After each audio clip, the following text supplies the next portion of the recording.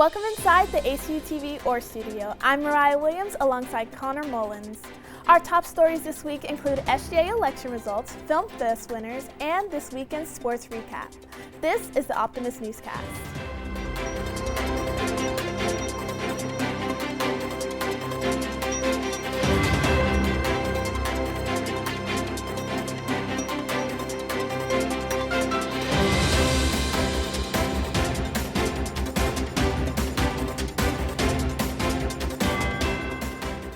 Lindsay May, senior marketing major from Farmsville, will be serving as Student Government Association president for the 2022-23 school year.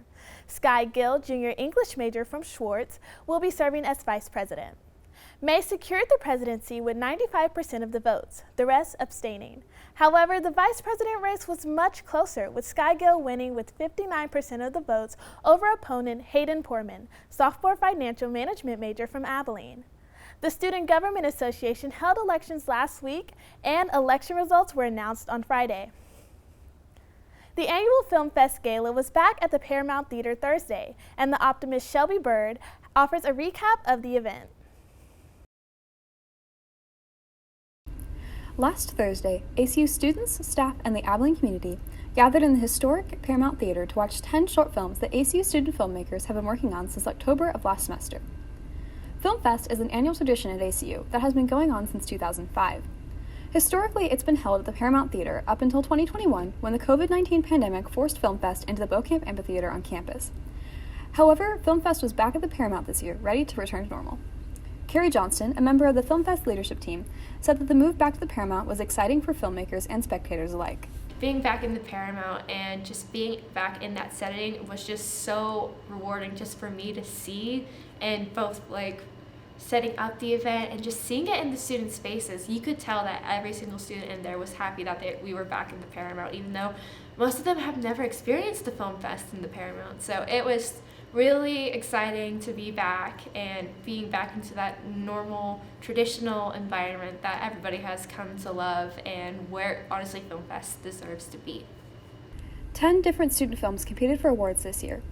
All in Love, The Bellicose and the Reverie, Deja Vu, Face Down, I Know I'm in Love, The Legend of Lake Fort Phantom, Ruby Letters, Sola Nocte, To the Moon, and #The Word.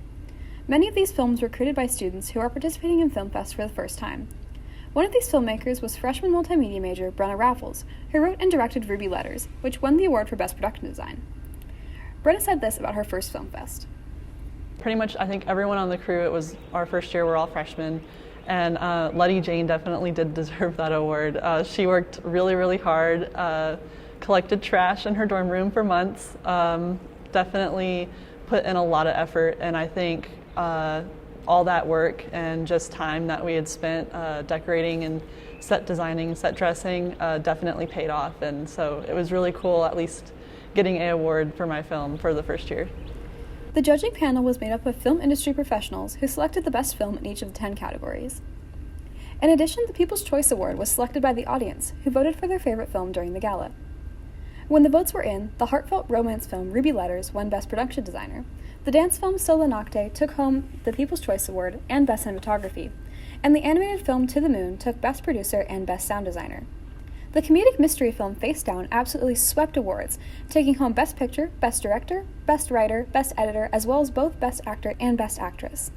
If you didn't get a chance to attend the event, or if you just want to watch these fabulous films again, head to blogs.acu.edu/filmfest to view these films and view the awards categories. If you're interested in participating in Film Fest yourself next year, be on the lookout for interest meetings next September and start getting your creative juices flowing. I'm Shelby Bird for The Optimist reporting. The Intramural Rodeo took place Thursday at the Taylor County Expo Center.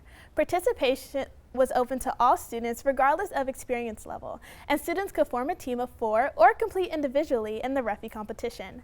Some of the events covered were hay bale toss, barrel racing, dummy roping, trivia, stick pony barrel race, and musical chicken chairs, as well as hosting over 50 different animals. All proceeds from ticket sales went to the Agriculture Environmental Science Club. This event is one of the club's biggest fundraisers of the year. Up next, let's take a look at the performance of Wildcats softball, baseball, and the results from the spring football scrimmage. Connor Mullins has more on sports. Connor? Thanks, Mariah. Track had a busy weekend attending 2 meets at the Carl Knight Invitational and Multis at SFA and the North Texas Classic at UNT. The women held strong in the 1,500-meter race at SFA, coming in first, with senior Brianna Gerlach leading the pack, followed shortly by junior Irene Rano taking third and sophomore Tessa Holderman taking sixth. The men also excelled in the event, with senior Levi Chambers coming in third and sophomore Cooper Goggins coming in eighth. In the women's 10K, ASU took home a 1-2-3 finish, with all 3 runners recording lifetime best.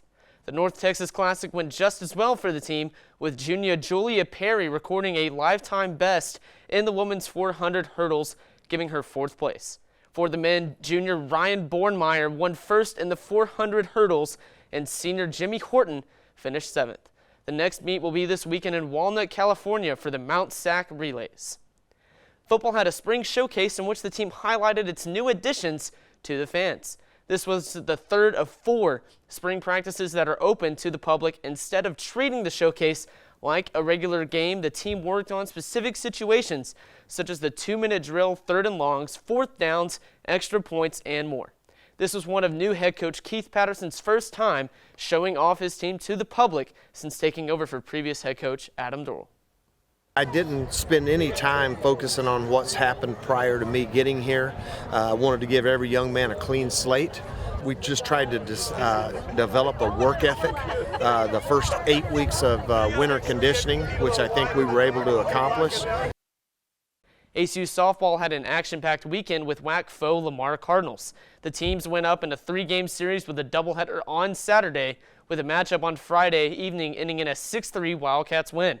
But the highlight of the weekend was in the second game, with a high-scoring 16-4 Wildcat win. The game opened with home runs from junior Mercedes Eichelberger and freshman Miranda Lista. ASU more than doubled their runs in the third, scoring 7. The last game was a low point for the team this weekend, with a 2-run score in the 5th. The Cardinals increased their lead to 5-1, with the future looking bleak for the Wildcats. Lamar won the last match 6-3. After the series win, ASU is now 19-19 this season with a 10-5 WAC record. The next game will be at 5 p.m. Tuesday evening against UT Arlington here at Pauley Wells Field. After the Mavericks, the Wildcats take on Tarleton on the road this weekend.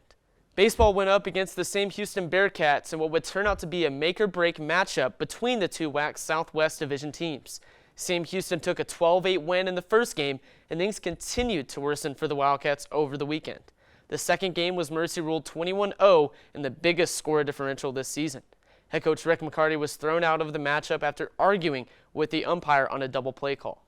Sam Houston scored a whopping 7 in the 4th and 6 in the 6th to secure the win.